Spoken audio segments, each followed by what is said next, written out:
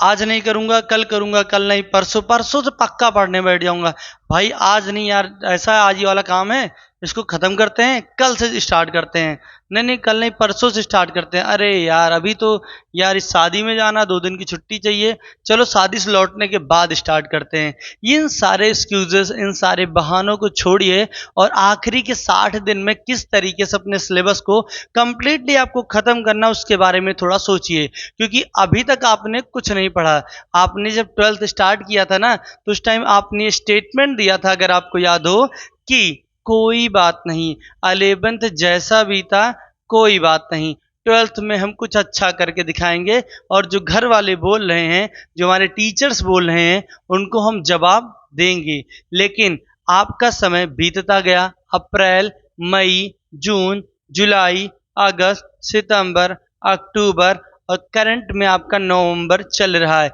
Around 8 महीने बीतने वाले हैं, बट आपको अपना प्रॉमिस ही नहीं याद आया। ठीक है, और अभी भी आप एक्सक्यूज पे एक्सक्यूज दिए जा रहे हो, प्रॉपर एक्सक्यूज से भरे हुए हैं आप। तो इन सब को छोड़िए और आखिरी के 60 डेज में कुछ ऐसा प्लान तैयार करते हैं जो आपको ज़्यादा से ज़्यादा नंबर गेन करा सके, ज़्यादा से ज़्यादा नंबर दिला सके। देखो, नंबर्स ऑफ स्टूडेंट्स बहुत सारे हैं। ठीक है, एग्जाम में बहुत सारे लोग बैठेंगे और उसमें कई तरीके के बच्चे बैठते हैं, तो उनमें से मैं हर तरीके के बारे में बात करने वाला हूं।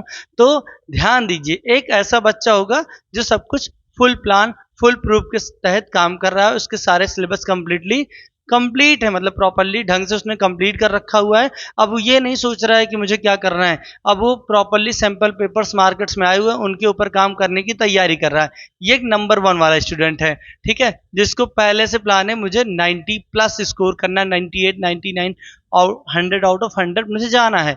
ये पहला कैटेगरी वाला है। सेकंड कैटेगरी वाला है, उसने पढ़ाई कर रखी है, उसके नंबर्स थोड़े हाफ ईयरली में कम आए हुए हैं, प्री बोर्ड्स में कम आए हुए हैं, कुछ जगह प्री बोर्ड्स हो चुके हैं, कुछ जगह हो रहे हैं और कुछ जगह होने वाले हैं।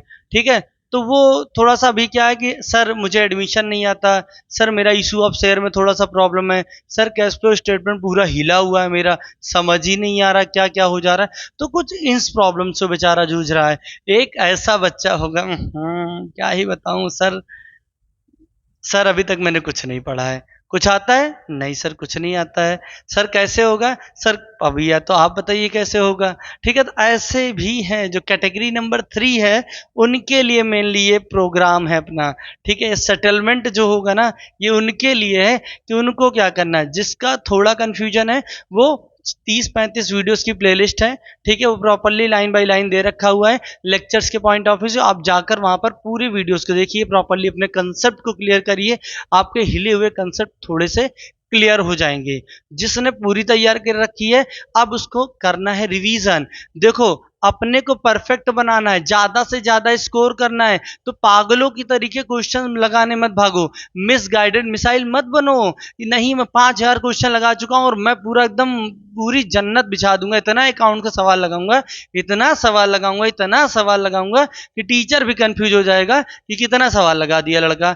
इसको भी आपको छोड़ देना है, मिस गाइडेड मिसाइल नहीं बनना। फर्स्ट ऑफ ऑल आपको किसी तरीके का प्रॉब्लम सॉल्वर बनना है, प्रॉब्लम को आपको सॉल्व करना है, लेकिन अपने लिए प्रॉब्लम क्रिएट नहीं करनी है।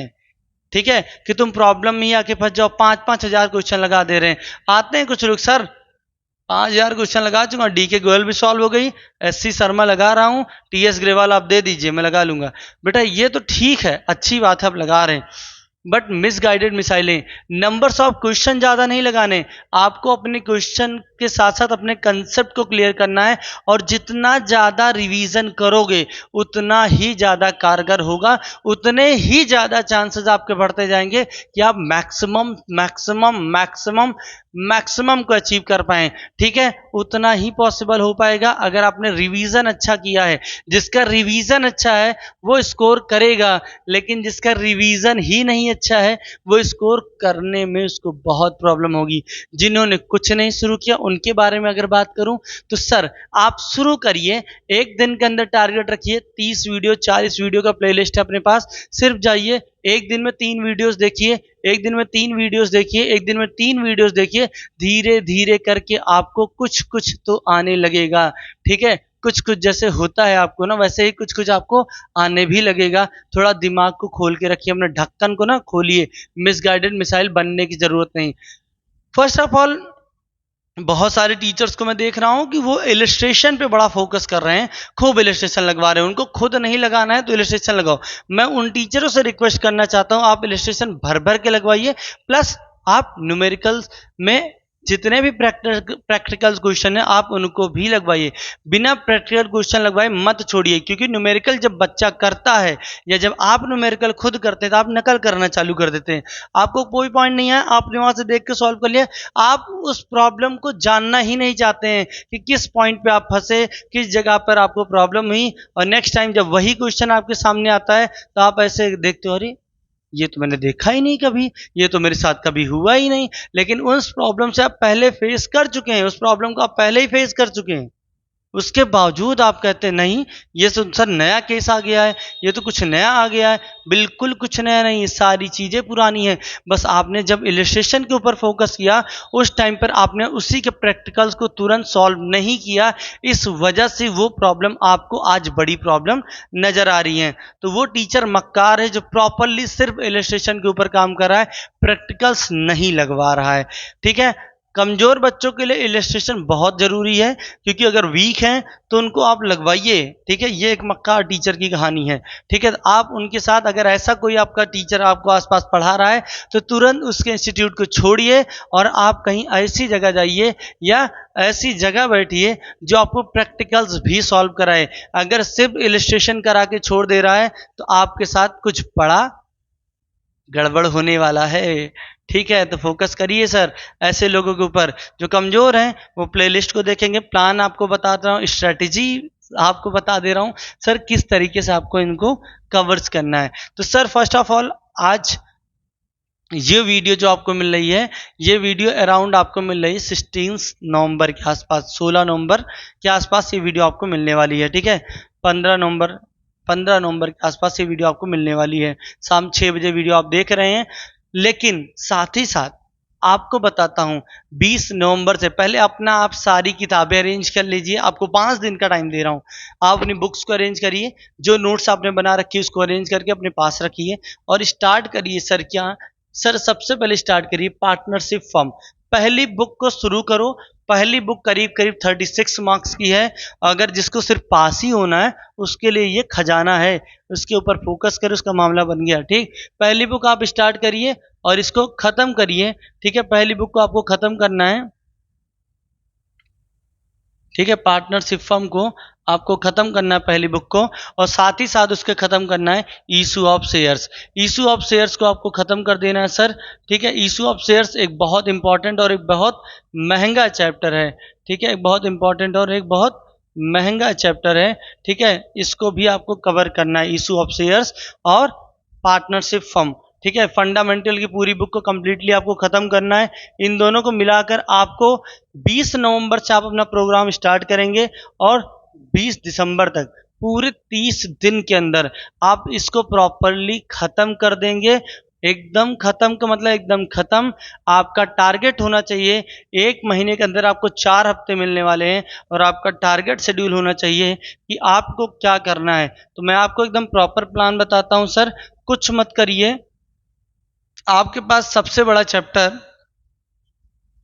आप फंडामेंटल चैप्टर नंबर 1 आप 5 डे में कवर करिए।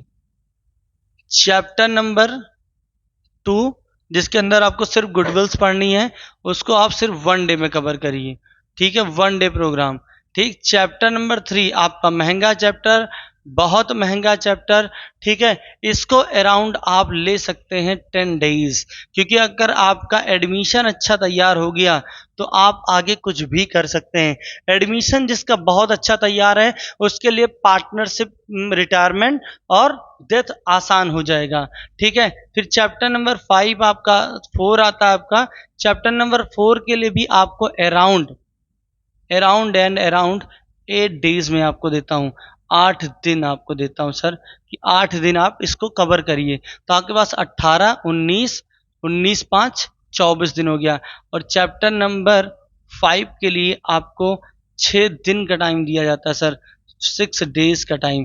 इस पे अगर आप काम करते हैं तो मैं आपसे प्रॉमिस करता हूँ, टीम कॉमर्स विद्यार्थी प्रॉमिस करती है, आप अचीव करेंगे अपने गोल्स को, ठीक है, अपने टारगेट्स को आप आसानी के साथ पा सकेंगे। रिवीजन का भी टाइम मिल जाएगा अगर आपने इसके ऊपर काम किया। चैप्टर नंबर 1 5 डेज में आपको कवर करना है, चैप्टर नंबर 2 अराउंड, ठीक है, 1 डे में कवर करना है, ठीक है, चैप्टर नंबर 3 10 डेज में कवर करना है, चैप्टर नंबर 4 8 डेज में कवर करना है, और चैप्टर नंबर 5 6 डेज में कवर करना है, ठीक है। ये उनके लिए है जो बहुत स्लो प्रोसेसिंग में काम करते हैं, जिनको कुछ नहीं आता है और जिनका स्ट्रेटजी प्लान अच्छा है, जिन्होंने पढ़ रखा है, वो इसी के साथ साथ कवर करेंगे एक extra chapter issue of share, ठीक है। तो उनके लिए कुछ नहीं, यही चीजें हैं, बस इशू ऑफ शेयर के लिए आपको थोड़ा सा टाइम अपने पास बढ़ाना पड़ेगा, स्पीड बढ़ानी पड़ेगी। और जो चैप्टर में आपने चैप्टर नंबर 3 आपने यूज किया 10 डेज, उसको आपको करना होगा सर 7 डेज के अंदर कवर। और चैप्टर नंबर 4 में आपने जो आपने लिया हुआ है सर 8 डेज, उसको आपको कवर करना होगा सर 5 डेज के अंदर। और जो चैप्टर नंबर 5 में आपने 6 दिन का टाइम लिया हुआ है सर, उसको आप कवर कर देंगे सर 4 दिन के अंदर। तो 3 दिन का टाइम यहाँ बचा, 3 दिन का यहाँ बचा, 2 दिन का यहाँ बचा, और ये टोटल अपने पास 8 डेज एक्स्ट्रा निकल आएंगे। इस 8 डेज के अंदर आप क्या करेंगे सर, आप अपना प्रॉपरली इशू ऑफ शेयर्स खत्म कर लेंगे, ठीक। ये सबके लिए नहीं है सर, ये सब नहीं कर पाएंगे, ठीक। जिनका स्लो माइंड है, जिनको थोड़ी दिक्कत हो रही है, वो इस प्लान पे काम करें, ठीक है, वो इस पे काम करना स्टार्ट करें, ठीक। और जिनका थोड़ा सा ठीक ठाक काम चल रहा है, चैप्टर 1 2 आता है, उनका कंडीशन ठीक है, वो थोड़ा सा इस पे प्लान काम करना चालू करेंगे, ठीक। ठीक है, आगे की बात करते हैं सर। आगे आपके पास दूसरी बुक है जिसमें, ठीक, एक इशू ऑफ डिबेंचर है। इशू ऑफ डिबेंचर सबसे छोटा है, अगर आप डीके गोयल से पढ़ते तो अराउंड 30 क्वेश्चन से ज़्यादा आपको सॉल्व नहीं करना है, ठीक। ये आपको मैं सिर्फ और सिर्फ 4 डेज का टाइम देता हूँ सर, 4 डेज में आपका कवर हो जाएगा, ठीक।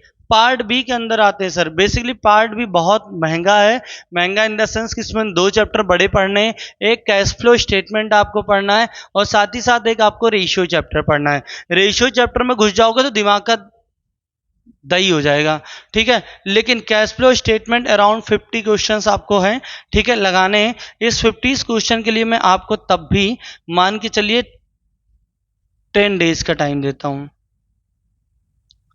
10 दिन का टाइम है आपके पास। आप 10 दिन के अंदर इसको कवर करिए, ठीक। आप 10 दिन के अंदर इसको कवर करिए और रेशियो सिर्फ आप 5 डेज के अंदर कवर करिए सर, ठीक है।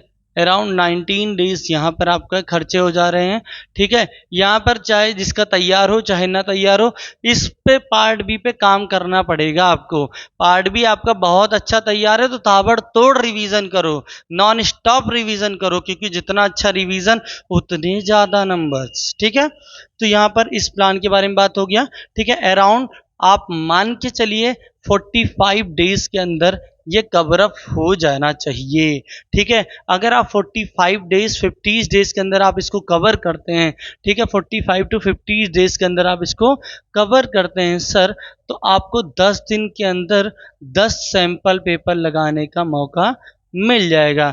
10 सैंपल पेपर अगर आप लगाते हैं, एक दिन में एक सैंपल पेपर लगाते हैं, ठीक है, 2 ढाई घंटे के राउंड, तो आपकी तैयारी एक अच्छे मुकाम को हासिल कर लेगी और लास्ट में आपको सिर्फ रिवीजन करके जाना है, ठीक है, क्लियर है, ठीक। इसके ऊपर हम काम करेंगे, ठीक है। इकोनॉमिक्स और बिजनेस के लिए भी मैं आपको बताऊंगा कि किस तरीके से कवर अप करना है। तब तक के लिए धन्यवाद।